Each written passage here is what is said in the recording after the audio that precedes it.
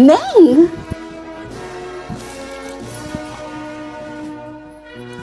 Congrats! O, teka, picture tayo.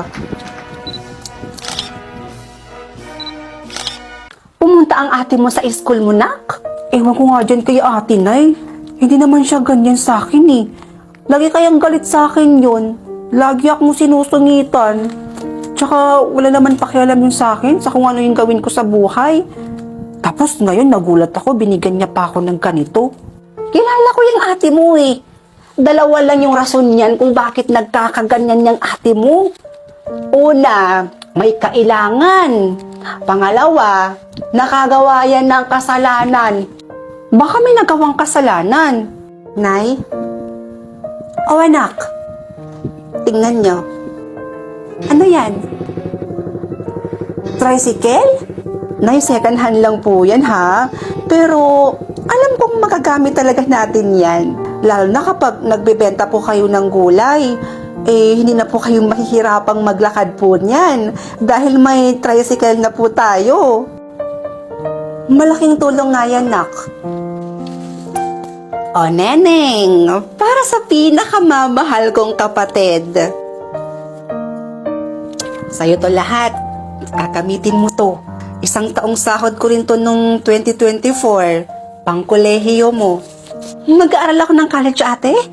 Basta ipangako mo sa akin na magtatapos ka ng pag-aaral mo, ha? O, ito. Baka naman may pang-grocery pa ako dyan, nak. O, ito, Nay. Para naman ito sa inyo. O, pangpuhunan nyo ito, Nay, ha? Mag-sari-sari store kayo dito para marami din po kayong pagkakitaan. Naku, salamat, nak.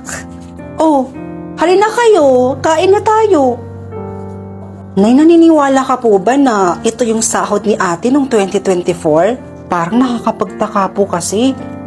Kailangan na talaga nating malaman kung ano yung sikreto ni ate at kung bakit po siya nagkakaganyan. Alam mo na yung feeling ko, may boyfriend yang si ate na Amerikano. Anak, bakit hindi mo kaya tingnan yung cellphone ng ate mo?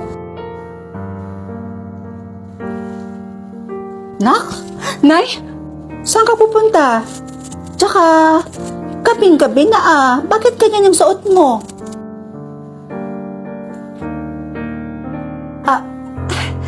Wala akong pupuntahan, Nay. Feel ko lang tong dress. Gusto ko kasi ma-experience kung paano ba magsuot ng ganito. Nay, pasok na po ako. Diba, Nay? Sabi ko sa'yo, feeling ko talaga nagbebenta ng katawan niyan si ate. Nak, di mo naman kami kailangan ipasyal dito sa SM. Masyadong magarbo dito. Hindi kami bagay dito, nak. Nay, para naman makalabas-labas naman kayo galing sa bukid. Teka, saan niyo pala gustong kumain ngayon? Ililibre ko kayo. Ay naku, nak. Ikaw na ang bahala. Wala naman ako masyadong alam dito eh. Dito na lang tayo sa Classic Savory, Nay. Masarap yung mga pagkain nila dito. Halika kayo. Nay, napantayan niyo po ba siya? Eto na nga, anak.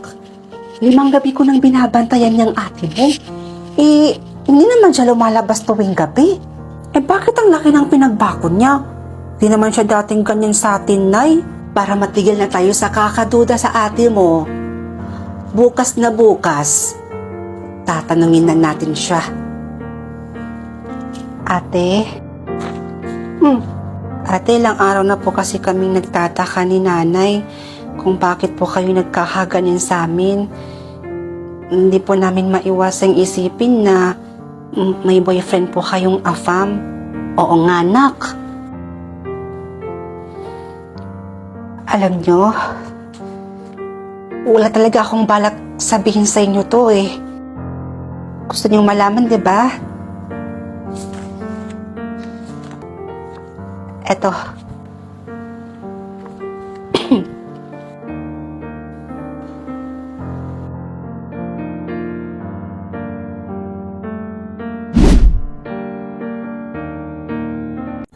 Ano? Uy, susundain mo talaga ako dito? Uy, wag na. Nakakahiya. Ano ka ba? Okay lang yan. Kaibigan kita, gusto ko safe ka. Basta wait mo ko sunduin kita. O, sige. Wait kita dito, Oy. Sino yung kausap mo? At sino yung susundo sa'yo, ha? Ha? Wala lang to, be. Ito lang naman yung bago kong nakakausap ngayon. Sino ba talaga yan? Si Mark? Yung sinasabi ko sa'yo, Your Honor, hindi ko na po matandaan. Alam ko na, yung lumaki sa farm. Hindi, taga Davao yun. Hay nako, be, sino nga? Ang dami mo kasi sinasabi sa akin na nakakausap mo. Be, bago to. Cute siya, matangkad, tsaka pogi. Diyos ko, be, kinakabahan na ako, Saan mo nakilala yan? Saan pa ba? Di sa OFO. Sa OFO ko lang siya nakilala, be. OFO? Ano yan, be? Alam mo kasi, be, sa OFO, marami kang pwedeng makausap doon. Ang daming gwapo, cute, magaganda. Ay, nako, lahat ng hinahanap mo na sa OFO na yan, be. Wait lang, be, O, be, teka. Saan ka pupunta? Magdadakad ako ng OFO para may makausap din ako palagi tsaka may susundo din sa akin katulad ng sayo. Aba, ingitera ka rin talaga, no? Ay, nako, sa bagay. Sige, gumamit ka na niyan para naman may kausap ka palagi. Tapos may magsundo pa sa'yo, di ba? Bongga! Correct! Sana kulay puti yung mapunta sa akin. Please, ibigay mo na sa akin yung kulay puti. Ha? Kulay red? Ano kaya meron sa kulay red? Bahala na nga. Maalis na po ako. Papasok na po ako sa school. Ay, Diyos ko!